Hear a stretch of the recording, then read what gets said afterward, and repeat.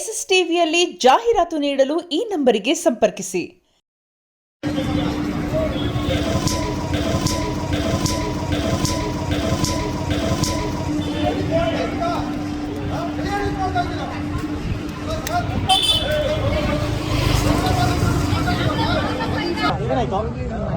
ದರ್ಶನ್ ಅವರಿಗೆ 49ನೇ ವರ್ಷದ ಆರ್ಥಿಕ ಶುಭಾಶಯ.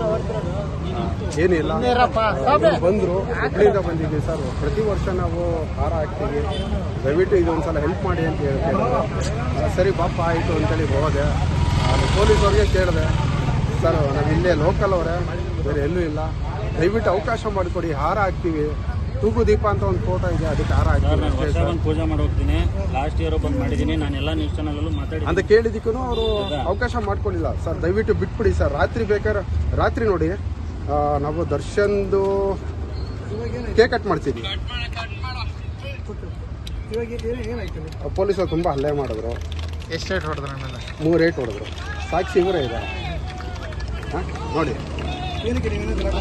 ಗ್ಯಾರಂಟಿ ಏನು ಮಾತಾಡಿಲ್ಲ ಸರ್. ಇವ್ರನ್ನ ಕೇಳಿ, ಇಲ್ಲೇ ಇದ್ದಾರಲ್ಲ ಸರ್. ದಯವಿಟ್ಟು ಬಿಡಿ, ಇವ್ರು ಯಾರೋ ನಮ್ಮ ಥರ ಅಭಿಮಾನಿಗಳೇ, ಒಂದು ಹಾರ ಹಾಕ್ತಾರೆ ಅಷ್ಟೇ, ಪೂಜೆ ಮಾಡಿಸ್ತೀವಿ ಅಂತ ಕೇಳಿದ್ದಕ್ಕೆ ತುಂಬ ಹೊಡೆದ್ರು. ಅವ್ರು ಹೇಳ್ತಾ ಇದ್ದಾರೆ ಮೆಡಿಕಲ್ ಮಾಡಿಸ್ಕೊಳ್ಳಿ, ಕಂಪ್ಲೇಂಟ್ ಕೊಡಿ ಅಂತ ಹೇಳ್ತಾ ಇದ್ದಾರೆ. ಅದೆಲ್ಲ ದೊಡ್ಡ ಪ್ರೊಸೀಜರು. ಮೊದಲೇ ಬಾಸ್ ಹೆಸರು ಕೆಡಿಸ್ಬೇಕು ಅಂತಲೇ ತುಂಬ ಜನಗಳಿರ್ತಾರೆ.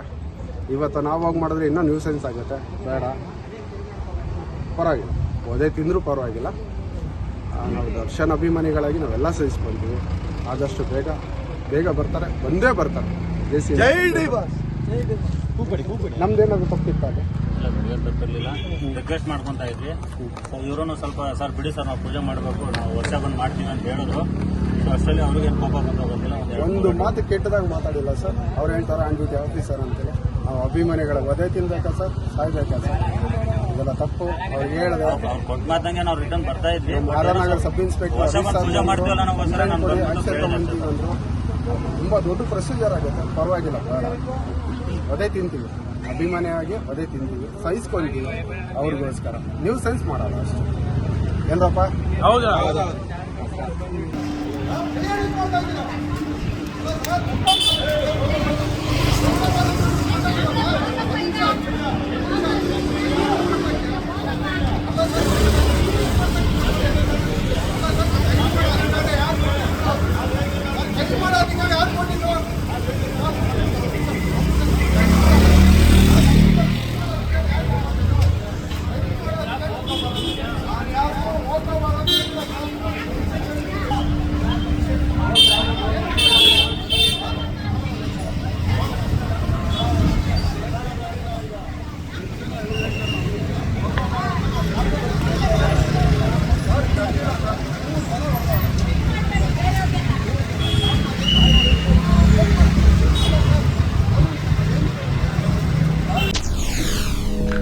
ಎಸ್ಎಸ್ ಟಿವಿ, ಸಿನಿಮಾ ಜಗತ್ತಿನ ಕ್ಷಣ ಕ್ಷಣದ ಸುದ್ದಿಯೊಂದಿಗೆ.